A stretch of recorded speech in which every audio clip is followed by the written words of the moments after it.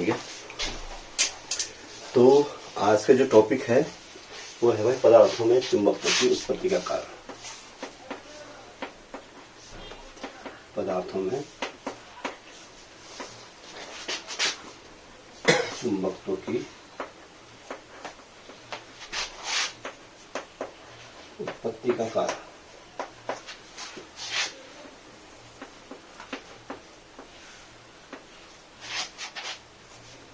चुंबकत्व उत्पन्न कैसे होता है? कोई आपको मैंने तीन प्रकार के पदार्थ बताए हुए हैं, ठीक है। अब उन पदार्थों में चुंबक उत्पत्ति कैसे होती है? ऑरिजिन ऑफ मैग्नेटिज्म तो बोलते हैं origin of magnetism in substances.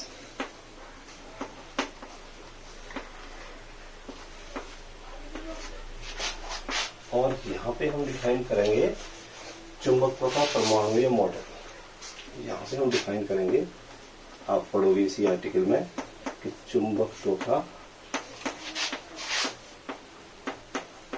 परमाणुीय model, यानी कि atomic model of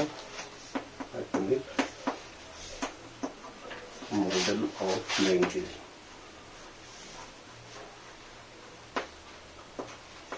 model of, ठीक। आर्टिकल शुरू करने से पहले मैं आपको बता दूं कि इससे पहले आप लोगों को पढ़ाया जा चुका है कि कोई भी पदार्थ जो है उनके चुंबकीय व्यवहार के आधार पर हम पदार्थ को तीन भागों में डिफाइन करते थे। ये तीन प्रकार के पदार्थ मैंने आपको बताया था। पहला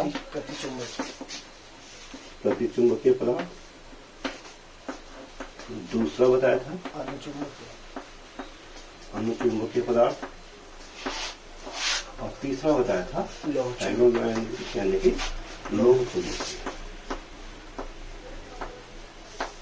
अब हम यहाँ पे डिफाइन करेंगे कि कोई भी पदार्थ जो है, सबसे पहले तो हम ये डिफाइन करेंगे कि कोई भी पदार्थ में चुंबकत्व का गुण आता कैसे, ठीक है।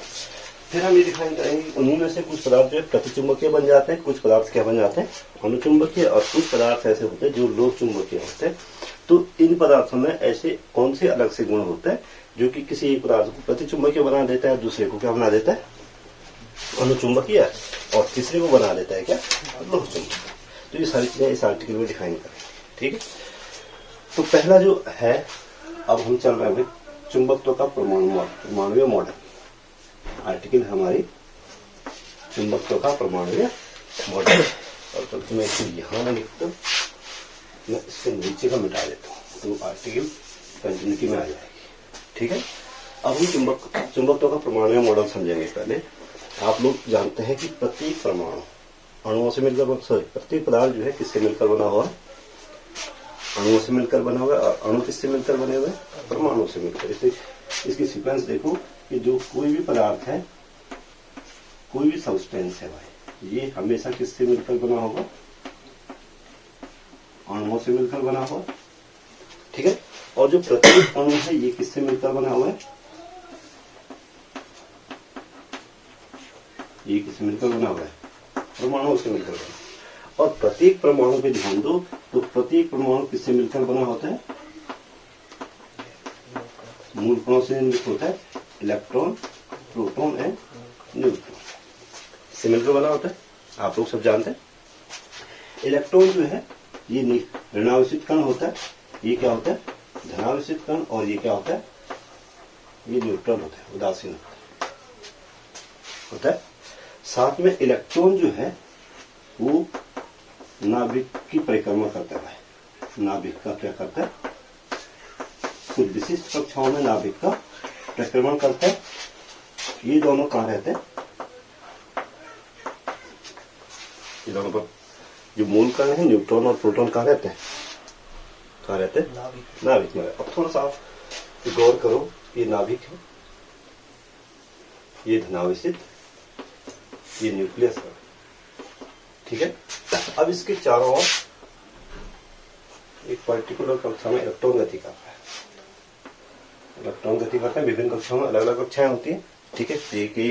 K, L, M, N, O ऐसे नाम देते हैं इनको। और क्वांटम संख्या के आधार पर इनको नाम देते हैं। पहली कक्षा 1, दूसरी कक्षा के लिए 2, तीसरी कक्षा 3rd ऑर्बिट। और इसमें इलेक्ट्रॉन गति कर रहा है। इसमें कौन गति कर रहा है? इलेक्ट्रॉन गति कर रहा है। ठीक है। अब थोड़ा ध्यान से देखोगे कि नाभिक के चारों ओर क्या घूम रहा है? इलेक्ट्रॉन घूम रहा है। तो नाभिक के चारों ओर घूमता हुआ इलेक्ट्रॉन एक धारा लूप है भाई। देखो नाभिक के चारों ओर इलेक्ट्रॉन घूम रहे हैं। इलेक्ट्रॉन कैसा कण है? इलेक्ट्रॉन ऋणावेशित कण। और ऋणावेशित कण यानी कि ऋण आवेश। आप ऐसे कह सकते हैं कि एक ऋण आवेश जो है घूम रहा है। और गति करता हुआ इलेक्ट्रॉन या गति करता हुआ कोई भी आवेश किसका प्रतिरूप होता है? गति करता हुआ जो आवेश है, गतिमान आवेश उत्पन्न करता है क्या? चुंबकीय क्षेत्र, वैद्युत धारा। चुंबकीय क्षेत्र तो बात की बात। गतिमान आवेश वैद्युत धारा उत्पन्न करता है। तो ये एक जो इलेक्ट्रॉन घूम रहा है एक विशेष ऑर्बिट में, एक विशेष क्लास में, विशेष कक्षा में, तो घूमता हुआ और इलेक्ट्रॉन को हम क्या मान सकते हैं? एक धारा लूप मान सकते हैं, वैद्युत धारा लूप। तो ये जो कक्षा है वो एक प्रकार से ये वैद्युत धारा लूप है। वैद्युत धारा।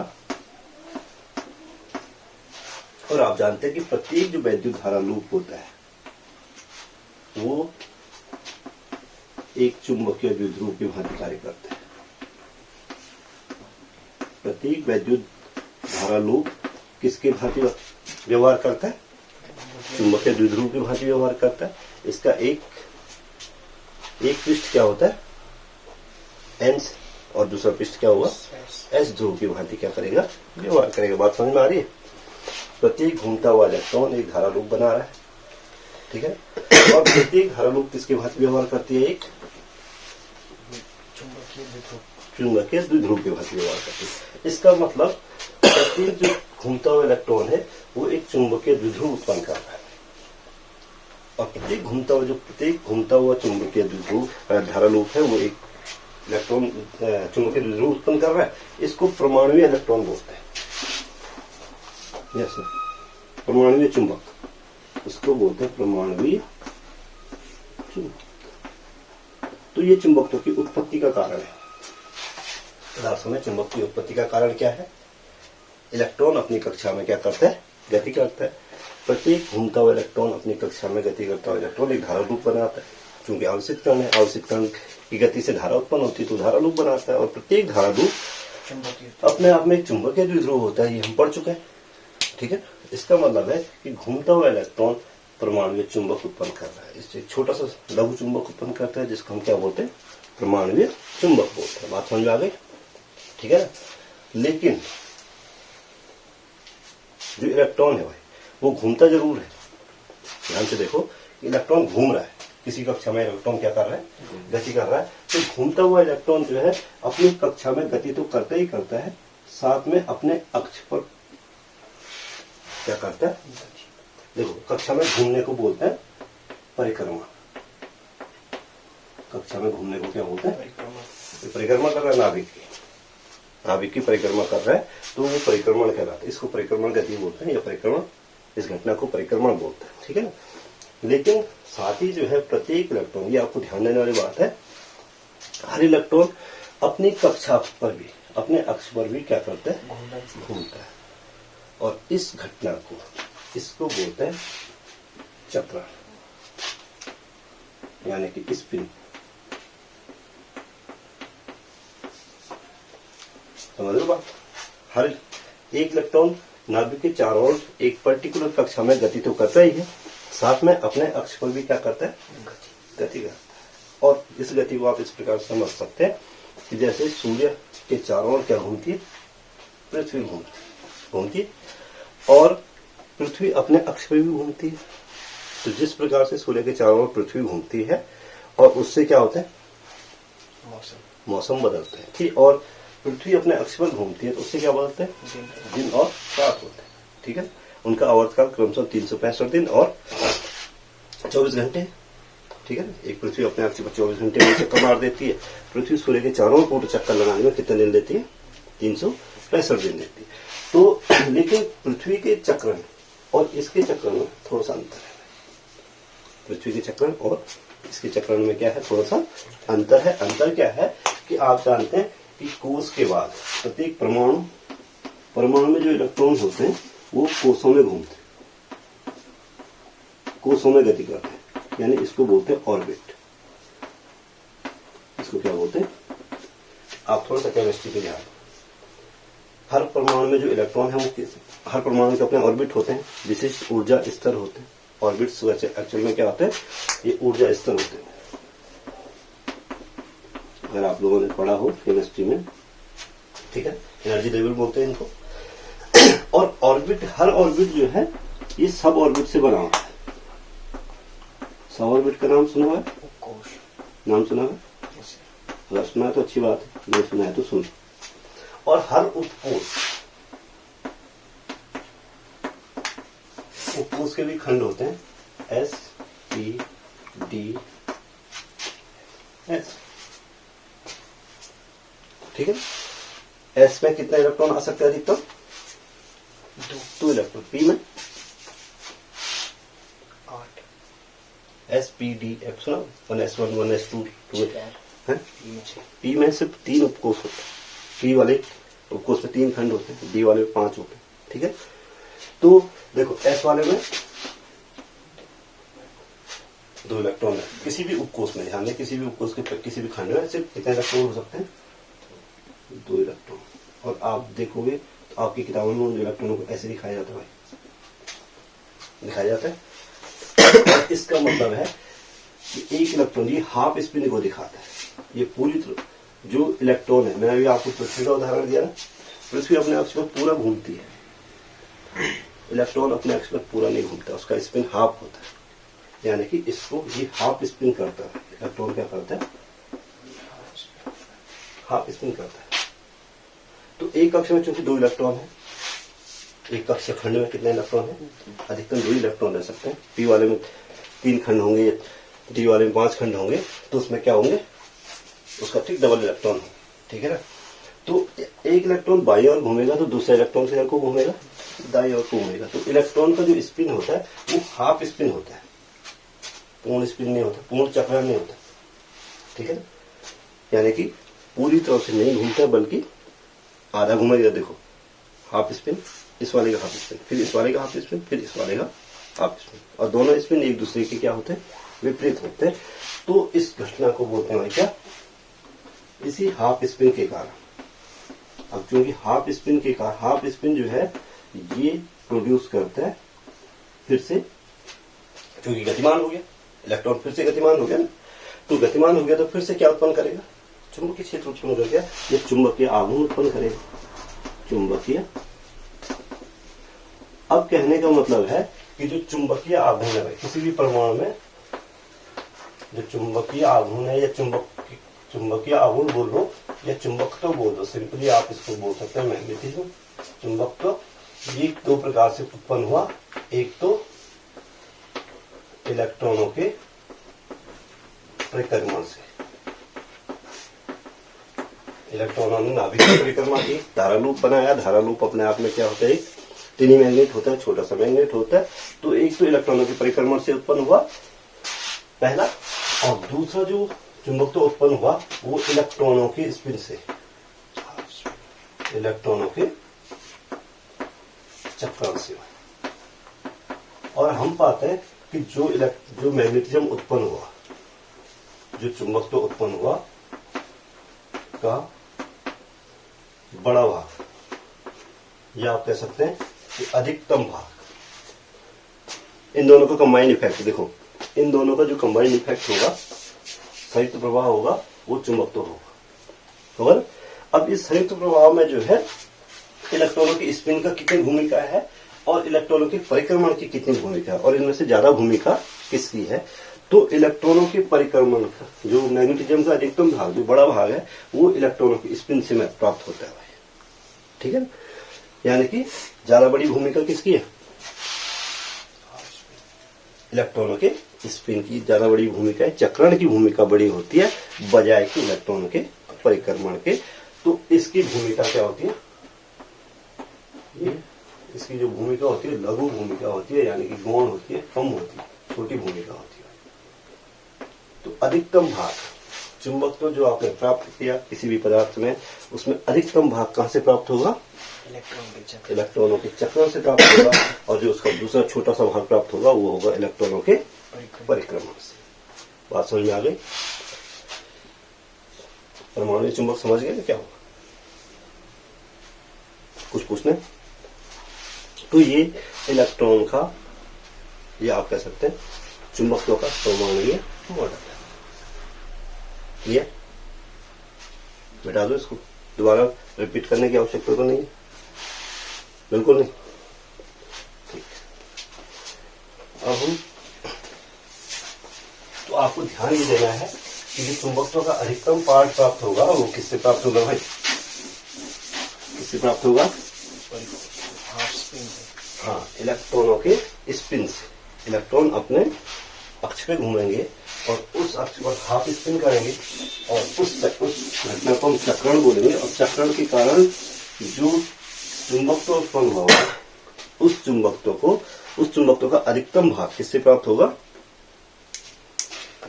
चक्रण से प्राप्त होगा। क्लियर हुई बात या कुछ पूछना है? अब हम चलते हैं कि कुछ जब चुंबकत्व तो उत्पन्न हो गया, चुंबकत्व की उत्पत्ति का कारण आपको पता हो गया, अब हम इस बात पे डिस्कस करेंगे कि क्यों कोई पदार्थ जो है प्रतिचुंबकीय बन जाता है, कैसे कोई पदार्थ जो है अनुचुंबकीय बनता है, और कौन सा पदार्थ क्या होगा, लोह चुंबकीय होगा, और उन पदार्थों पर जो बाह्य चुंबकीय क्षेत्र या बाह्य चुंबक की उपस्थिति का क्या प्रभाव पड़ेगा। देखो, कोई भी पदार्थ जो है, चाहे वो लोह चुंबकीय पदार्थ हो, ध्यान से सुनो, अनुचुंबकीय पदार्थ हो या फिर प्रतिचुंबकीय पदार्थ हो, वो बाह्य चुंबकीय क्षेत्र की उपस्थिति में एक नॉन मैग्नेट होता है, चुंबक नहीं होता। अगर सपोज के लोहा है, लोहे का टुकड़ा कहीं पड़ा हो, चुंबक होता हो? नहीं होता। निकिल का टुकड़ा, कॉपर का टुकड़ा कहीं भी पड़ा हुआ, चुंबक होता है? नहीं होता। लेकिन उन्हीं में से कुछ पदार्थ, जैसे हम बाह्य चुंबक क्षेत्र में उसको रखते हैं, तो उन्हीं में से कुछ पदार्थ जो है प्रतिचुंबकीय बन जाएगा, कोई पदार्थ क्या बन जाएगा, लोह चुंबकीय बन जाएगा, कोई पदार्थ अनुचुंबकीय बन जाएगा। बनेगा नहीं बनेगा? लेकिन बनेगा किसकी उपस्थिति में? बाह्य चुंबकीय क्षेत्र की उपस्थिति आवश्यक है। ठीक है, तो हम ये पता करेंगे कौन सा पदार्थ जो है अनुचुंबकीय होगा, कौन सा प्रतिचुंबकीय होगा, कौन सा लोह चुंबकीय होगा, और उन पर बाह्य चुंबकीय क्षेत्र का प्रभाव क्या पड़ेगा। तो पहला जो आर्टिकल है वो है लोह चुंबक, लोह चुंबकत्व की उत्पत्ति का कारण। या पहले लोह चुंबक से पहले प्रतिचुंबकत्व से शुरू करेगा। हम शुरू करते हैं क्योंकि लोह चुंबकत्व लास्ट आएगा। कैसी चुंबकत्व की उत्पत्ति का कारण, और इस पर जो है बाह्य चुंबकीय क्षेत्र की उपस्थिति का प्रभाव, ये हम इसमें पढ़ लेते हैं। क्षेत्र की उपस्थिति का इस पर क्या प्रभाव पड़ेगा, एक्सटर्नल मैग्नेटिक फील्ड अगर हम अप्लाई करें तो उस पर इसका क्या प्रभाव पड़ेगा। ठीक है, होता क्या है कि प्रतिचुंबकीय पदार्थ जो है वह प्रतिचुंबकीय पदार्थ अक्सर या मैक्सिमम, मैं ये नहीं कह रहा हूं कि 100%, 99% मान सकते हैं आप, 99.9% मान सकते हैं कि जो प्रतिचुंबकीय पदार्थ हैं ये वो पदार्थ होते हैं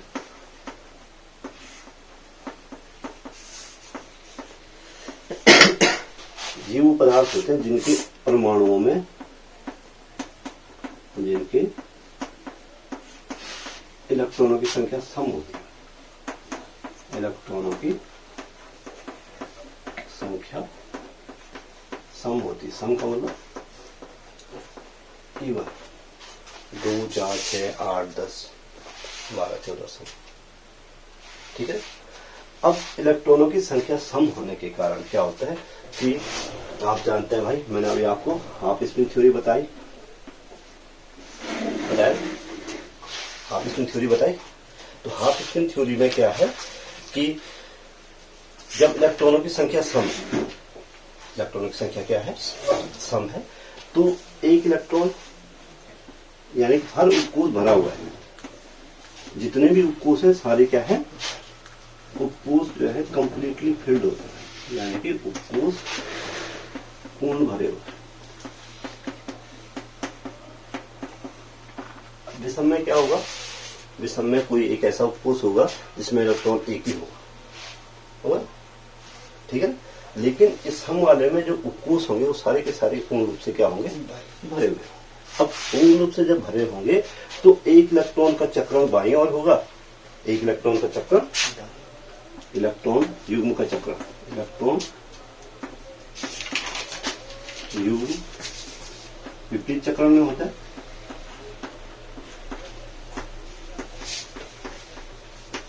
इलेक्ट्रॉन युग्म क्या होता है, अब एक इलेक्ट्रॉन बाईं ओर घूमा, युग्म का एक इलेक्ट्रॉन क्या था, और दूसरा इलेक्ट्रॉन दाईं ओर घूमा, एक इलेक्ट्रॉन घुमा बाईं ओर, दूसरा इलेक्ट्रॉन घुमा दाईं ओर। इसमें भी चुंबकीय क्षेत्र उत्पन्न किया, इस चक्रण से भी क्या उत्पन्न हुआ, इस वाले चक्रण से भी क्या उत्पन्न हुआ, दोनों ने चुंबकीय क्षेत्र उत्पन्न किया, दोनों ने क्या किया, अब दोनों ने चुंबकीय क्षेत्र उत्पन्न किया, लेकिन दोनों के द्वारा उत्पन्न चुंबकीय क्षेत्र एक दूसरे के क्या होंगे, बराबर तो होंगे, विपरीत भी होंगे। तो जो दोनों चुंबकीय क्षेत्र है, इसमें B1 उत्पन्न किया और इसने कितना उत्पन्न किया, B2 उत्पन्न किया। तो B1 किसके बराबर हो जाएगा, B1 बराबर B2 होगा, लेकिन विपरीत दिश, एक दूसरे के विपरीत होंगे।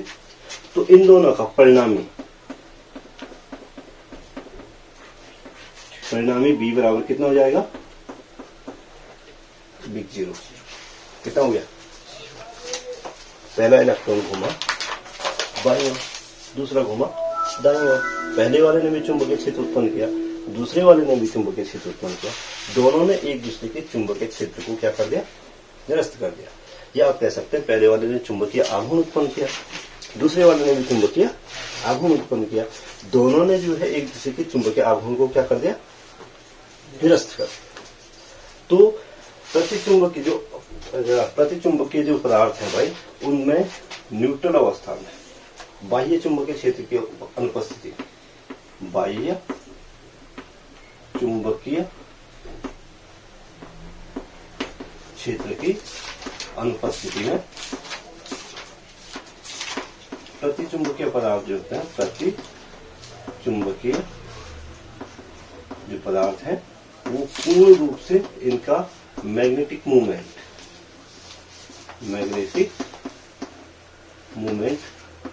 यानी द्विध्रुव आघूर्ण, चुंबकीय द्विध्रुव का आघूर्ण ये शून्य हो गया, यानी इनमें चुंबकत्व का कोई भी गुण उत्पन्न नहीं होगा। देखो थोड़ा बहुत जो गुण उत्पन्न भी होगा वो उत्पन्न हुआ किसके कारण, इलेक्ट्रॉनों के परिक्रमण के कारण, ठीक है ना। लेकिन जो मैंने आपको पहले बता चुका हूँ कि जो इलेक्ट्रॉनों के परिक्रमण के कारण जो चुंबकीय क्षेत्र उत्पन्न होता है वो बहुत ही कम होता है, वो लगभग नगण्य होता है, आप कह सकते हैं वो नेग्लिजिबल है, नगण्य है, ठीक है ना। तो प्रत्येक जो परमाणु है भाई वो इलेक्ट्रॉन उसमें मैग्नेटिक फील्ड उत्पन्न करने की क्षमता तो है, लेकिन उसने मैग्नेटिक फील्ड उत्पन्न भी किया, ठीक है। प्रत्येक इलेक्ट्रॉन ने मैग्नेटिक फील्ड भी उत्पन्न किया, लेकिन चूंकि दोनों इलेक्ट्रॉनों ने, पेयर के दोनों इलेक्ट्रॉनों ने विपरीत मैग्नेटिक फील्ड उत्पन्न किया, विपरीत मैग्नेटिक मूवमेंट उत्पन्न किया, तो परिणामी मैग्नेटिक मूवमेंट कितना हो गया, जीरो हो गया। अब जब परिणामी मैग्नेटिक मूवमेंट जीरो हो गया तो ये क्या होता है, बाह्य चुंबकीय क्षेत्र की अनुपस्थिति में ये चुंबकत्व का गुण नहीं दर्शाएंगे, इनका चुंबकत्व का गुण इसमें क्या होगा भाई, अनुपस्थित होगा। बाह्य चुंबकीय क्षेत्र की उपस्थिति, बिना बाह्य चुंबकीय क्षेत्र के या बाह्य चुंबकीय क्षेत्र की अनुपस्थिति में जो प्रतिचुंबकीय पदार्थ है उनमें कोई भी चुंबकत्व का गुण उत्पन्न नहीं है। आगे बात समझ में क्यों नहीं रहता, ये बात समझ में आ गई, ठीक है। अब उत्पन्न कैसे होगा, बाह्य चुंबकीय क्षेत्र, अब जब हम इसको क्या करते हैं, बाह्य चुंबकीय क्षेत्र की उपस्थिति में अब कैसे ये चुंबकीकृत होते हैं और किस दिशा में चुंबकीकृत होते हैं, ये बाह्य चुंबकीय क्षेत्र की उपस्थिति का प्रभाव, effect of external magnetic field, या आप कह सकते हैं in the presence of external magnetic field. अब क्या होता है जब हम इसको बाह्य चुंबकीय क्षेत्र में रखते हैं, तो बाह्य चुंबकीय क्षेत्र में रखे जाने पर क्या होता है कि जो उपकोष का इलेक्ट्रॉन है, जो पेयर का इलेक्ट्रॉन है, युग्म, इलेक्ट्रॉन युग्म, बाह्य चुंबकीय क्षेत्र की उपस्थिति में प्रभाव क्या पड़ेगा कि इलेक्ट्रॉन युग्म का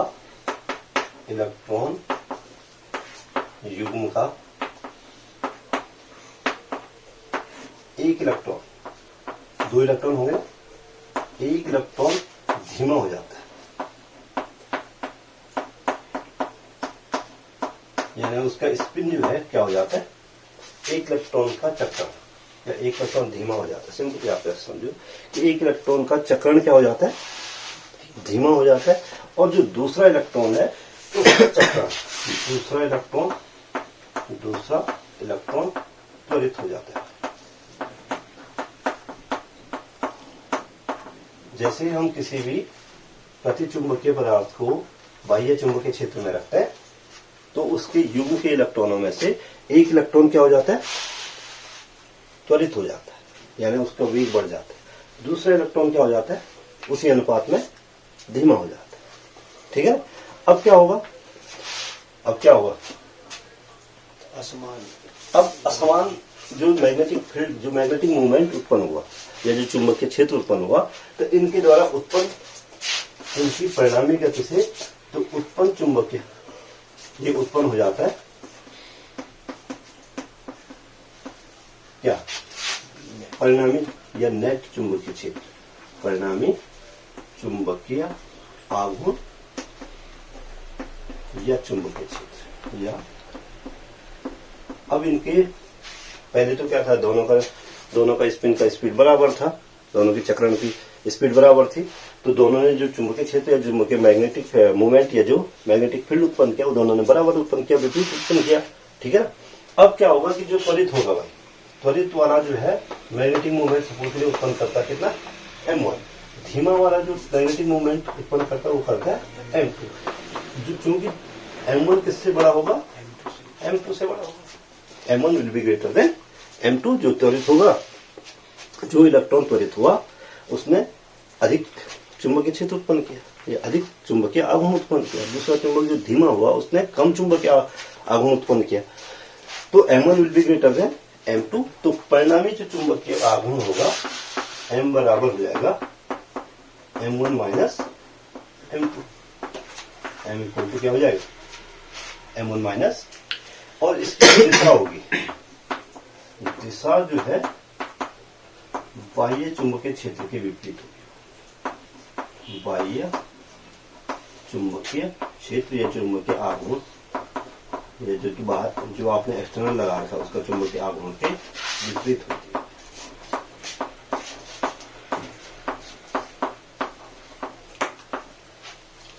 जो परिणामी चुंबकीय क्षेत्र होगा, आप कह सकते हैं इसके द्वारा चुंबकीय आघूर्ण m1 उत्पन्न किया, या चुंबकीय क्षेत्र इसने कितना उत्पन्न किया, b1, इसने चुंबकीय आघूर्ण m2 उत्पन्न किया, चुंबकीय क्षेत्र उत्पन्न किया कितना, b2। यहां से फिर आप कह सकते हैं b1 is greater than b2, या आप कह सकते हैं b equal to b1 minus b2, ये परिणामी चुंबकीय क्षेत्र उत्पन्न हुआ। जो परिणामी चुंबकीय क्षेत्र उत्पन्न हुआ किसके कारण, इलेक्ट्रॉनों के स्पिन के कारण, चक्रण के कारण, उसकी जो दिशा होगी वो बाह्य चुंबकीय क्षेत्र के क्या होती है, विपरीत पाई जाती है। किन पदार्थों में, प्रतिचुंबकीय पदार्थों में। और इसी का कारण है, आपको जब प्रतिचुंबकीय पदार्थ पढ़ाया था तो आपको बताया था कि बाह्य चुंबकीय क्षेत्र में रखे जाने पर ये पदार्थ क्षेत्र की विपरीत दिशा में सूक्ष्म रूप से क्या हो जाते हैं, चुंबकीकृत हो जाते हैं। पढ़ाया था, लास्ट में आप ये लाइन लिख सकते हो कि अतः प्रतिचुंबकीय पदार्थ बाह्य चुंबकीय क्षेत्र की उपस्थिति में या बाह्य चुंबकीय क्षेत्र में रखे जाने पर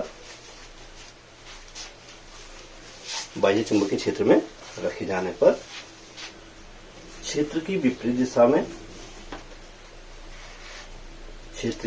दिशा में लघु रूप से या सूक्ष्म रूप से चुंबकीकृत हो जाते हैं।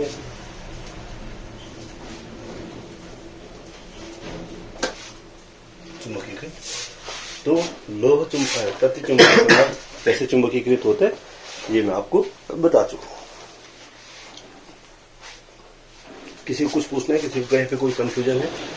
सर अगर जैसे दो प्रतिचुंबकीय पदार्थ है, एक ज्यादा जल्दी वो हो जा रहा, मतलब ज्यादा जल्दी वो हो जा रहा चुंबक पे, और एक मतलब थोड़ा कम हो रहा, तो ऐसे कह सकती कि उसमें मतलब जो ये इनका स्पिन है अलग अलग है दोनों में? देखो, हर पदार्थ में इलेक्ट्रॉनों की संख्या अलग अलग होगी। हर पदार्थ में कक्षाओं की संख्या क्या होगी? अलग अलग होगी। हर पदार्थ में इलेक्ट्रॉनों जो उपकोषों की संख्या क्या होगी? अलग अलग। ठीक है। तो जब अगर एक कोष है इलेक्ट्रॉन का, तो उस कोष में इलेक्ट्रॉन की स्पीड अलग होगी। दूसरे कोष में घूम रहा है तो उसमें इलेक्ट्रॉन अलग स्पीड अलग होगी। तीसरे कोष में घूम रहा है उसकी स्पीड क्या होगी? हर कोष में अलग अलग होगी ना। तो वो निर्भर करेगा कि उस पर्टिकुलर पदार्थ में इलेक्ट्रॉनों की संख्या कितनी। और एक चीज और आपको और नोट करनी है कि जो प्रतिचुंबकीय पदार्थ है, अगर हम इनको गर्म कर दें, इनको क्या कर दें, इनका ताप बढ़ा दें, तो भी इनके चुंबकत्व के गुण पर कोई प्रभाव नहीं पड़ता। आप चाहो तो नोट कर सकते हो कि ताप बढ़ाए जाने पर या गर्म किए जाने पर प्रतिचुंबकीय पदार्थों के चुंबकत्व के गुण पर कोई प्रभाव नहीं पड़ता है। ताप बदल जाए, कम हो जाए, ज्यादा हो जाए, उससे कोई फर्क नहीं पड़ेगा। क्लियर? मिटा दूं?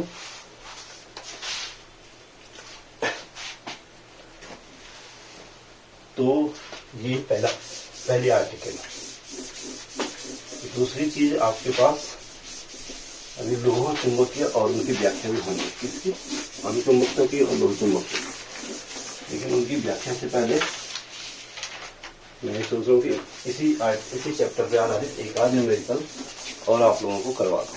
ठीक है? देखो, न्यूमेरिकल देख सकते हो।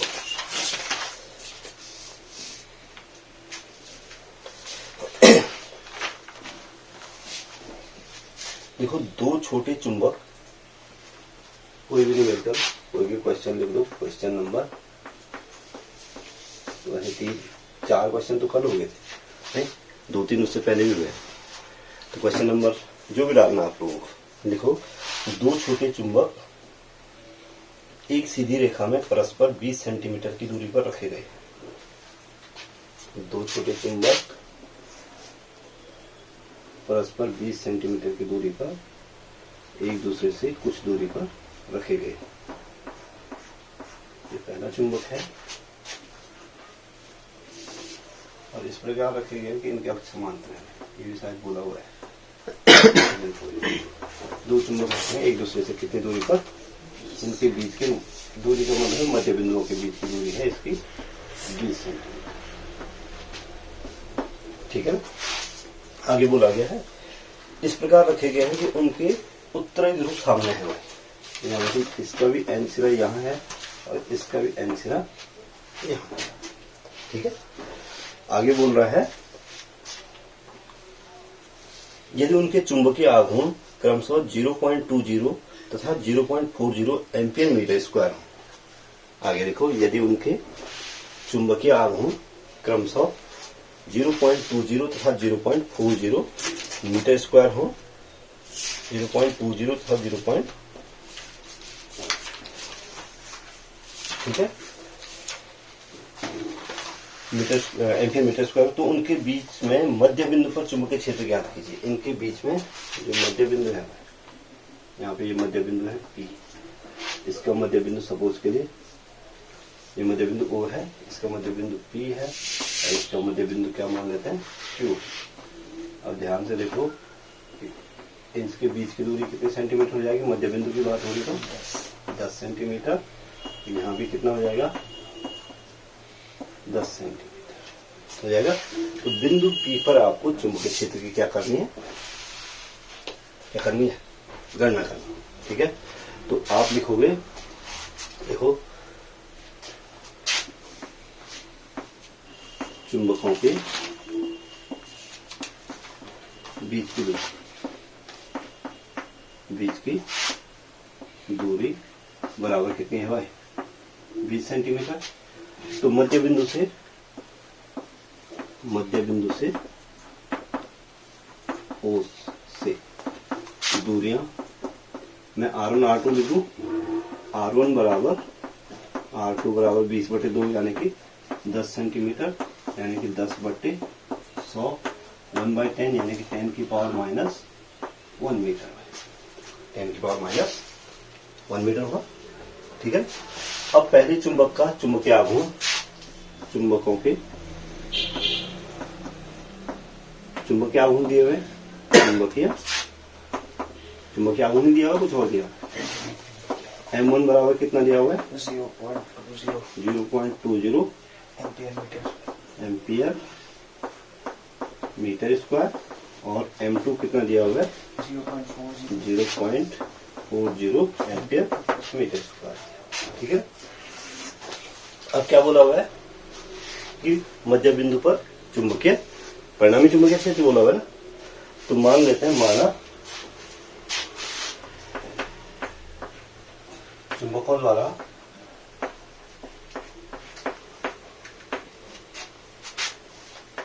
द्वारा मध्य बिंदु O पर चुंबकीय क्षेत्र क्रमशः कितना है भाई, B1 तथा B2। यहाँ पर इसने चुंबकीय क्षेत्र उत्पन्न किया है B1, दूसरे वाले ने कितना किया, B2। तो B1 बराबर कितना हो जाएगा, B बराबर क्या होता है भाई,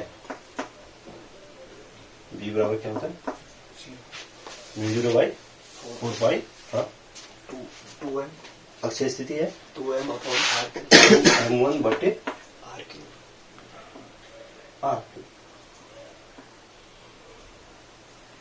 तो R की जगह क्या आ जाएगा, R1 का क्यूब। तो B1 बराबर हो जाएगा, मान रखो 10 की B, इसका मान कितना होता है, 10 की पावर -7। ठीक है, 2m1 का मान कितना है, 0.20 एम्पियर बट्टे R1 10 की पावर -1 का क्यूब। इतना न्यूटन पर एम्पियर मीटर रख दो, या फिर वेबर पर मीटर स्क्वायर, जो भी मर्जी है। ठीक है, तो B1 बराबर आया, बोलो कितना, 10 की पावर -7 है, 2 1 जा 2 2 जा 4 हो गया, 0.40 इंटू 10 की पावर -3, ऊपर आके +3 हो गया, -4 हो गया भाई, कितना हो गया, -4।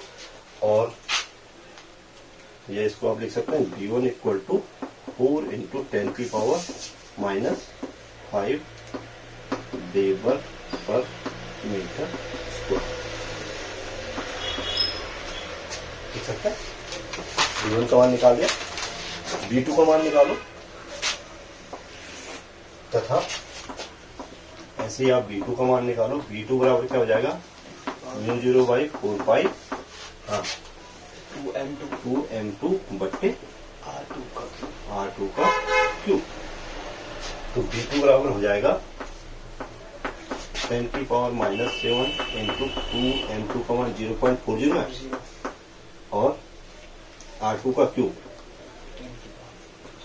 10 की पावर -1 का क्यूब, इतना वही वेबर पर मीटर स्क्वायर। जब B2 = हो जाएगा वह कितना, 4 2 जा 8 हो गया, 10 की पावर -4 हो गया, तो ये हो गया 8 इंटू, सीधे लिख दो 8 इंटू 10 की पावर -5 वेबर पर स्क्वायर। अब B1 और B2 का मान हमने निकाल दिया। अब मैंने जब आपको चुंबकीय क्षेत्र पढ़ाया था, किसी भी चुंबकीय द्विध्रुव के कारण उत्पन्न चुंबकीय आघूर्ण या चुंबकीय क्षेत्र पढ़ाया था, परिणामी चुंबकीय क्षेत्र अक्षीय स्थिति में, तो चुंबकीय क्षेत्र की दिशा किधर से किधर को होती थी भाई, चुंबकीय क्षेत्र की दिशा अक्षीय स्थिति में होती है एस ध्रुव से एन ध्रुव की ओर। एस ध्रुव से, तो जो B1 की दिशा होगी वो इधर को होगी, ठीक है। और B2 की दिशा किधर को होगी? B2 की दिशा इसके, इस वाले के एस से एन की ओर, तो B2 की दिशा हो जाएगी, तो B1 और B2 एक दूसरे के क्या होंगे? विपरीत दिशा दिख रहे हैं, फिगर में दिख रहे हैं। तो परिणामी चुंबकीय क्षेत्र, तो B1 था, इसलिए मध्य बिंदु पर, इसलिए मध्य बिंदु पर परिणामी चुंबकीय क्षेत्र, परिणामी चुंबकीय क्षेत्र B बराबर क्या होगा? B1, जो B2 माइनस B1 ले लो, अंतर आएगा और वो इधर को होगा, पहले वाले चुंबक की ओर है। परिणामी चुंबकीय क्षेत्र की दिशा किधर को होगी? जो बड़ा होगा, बड़ा कौन है इनमें से? B2 बड़ा है, तो B2 माइनस B1 ले लेते हैं, अंतर लेना है सिंपली, ठीक है। और अंतर में जो बड़ा होगा उसकी ओर परिणामी चुंबकीय क्षेत्र की दिशा होगी। आपको ये लिखना होगा कि चूंकि अक्षीय स्थिति में जो चुंबकीय क्षेत्र की दिशा होती है, अक्षीय स्थिति में किसी भी चुंबकीय द्विध्रुव द्वारा उत्पन्न चुंबकीय क्षेत्र की दिशा उसके एस ध्रुव से एन ध्रुव की ओर होती है। तो B1 की दिशा तो पहले चुंबक से बाहर की ओर होगी, B2 की दिशा पहले दूसरे चुंबक से बाहर की ओर होगी। तो इसको आप चाहो तो लिख सकते हैं, पहले चुंबक से परे, परे का मतलब होता है बाहर की ओर, और B2 को आप लिख सकते हैं दूसरे चुंबक से बाहर की ओर। तो B बराबर हो जाएगा 8 × 10⁻⁵ माइनस 4 × 10⁻⁵। तो B इक्वल टू हो गया भाई 8 माइनस 4, 4 हो गया, 10⁻⁵ वैसे भी कॉमन आ रहा है, तो 4 × 10⁻⁵ वेबर पर मीटर स्क्वायर। और इसकी जो दिशा होगी पहले दूसरे चुंबक से पहले चुंबक की, यानी कि जो B की दिशा होगी वो ये होगी। चाहो तो आप दिशा को मेंशन कर सकते हैं कि दूसरे चुंबक से पहले चुंबक की और इसकी दिशा होगी, ठीक है। आगे बात समझ में, तो डायरेक्शंस का विशेष ख्याल रखना है, साथ में आपको विशेष ख्याल रखना है किसका? मात्रकों का। अगर मात्रक गलत कर लिए तो सब के सब हो गया। आगे बात समझो, आज के लिए बहुत है, हाँ ठीक है।